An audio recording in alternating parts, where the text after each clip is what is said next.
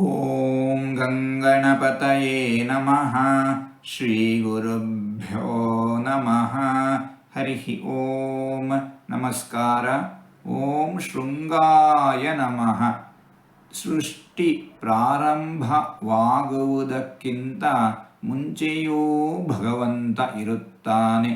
ಸೃಷ್ಟಿ ಕಾಲದಲ್ಲೂ ಭಗವಂತ ಇರುತ್ತಾನೆ. ಸೃಷ್ಟಿಯನ್ನು ಮಾಡುತ್ತಾನೆ.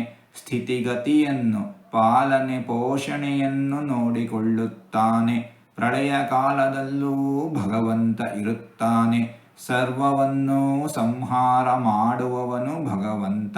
ಸರ್ವವೂ ಸಂಹಾರವಾದ ನಂತರವೂ, ಪ್ರಳಯ ಕಾಲದ ನಂತರವೂ ಭಗವಂತ ಇದ್ದೇ ಇರುತ್ತಾನೆ.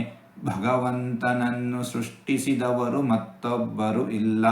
ಭಗವಂತ ತಾನೇ ತಾನಾಗಿ ಸ್ವತಂತ್ರವಾಗಿ ಸದಾಕಾಲದಲ್ಲೂ ಇದ್ದೇ ಇರುತ್ತಾನೆ.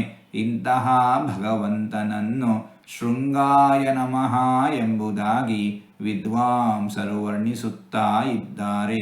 ಹೀಗೆ 4 ತೊದಲು ಮಾತುಗಳನ್ನು ಆಡಿದ್ದೇನೆ. ಇದರಲ್ಲಿ ಏನಾದರೂ ತಪ್ಪುಗಳು ಇದ್ದರೆ ಆ ತಪ್ಪುಗಳನ್ನು ಬಿಟ್ಟು ಒಳ್ಳೆಯದು ಅಂತ ಏನಾದರೂ ಇದ್ದರೆ ಆ ಒಳ್ಳೆಯದನ್ನು ಮಾತ್ರ ಸ್ವೀಕರಿಸಬೇಕು ಅಂತ ಹೇಳಿ ಪ್ರಾರ್ಥನೆ.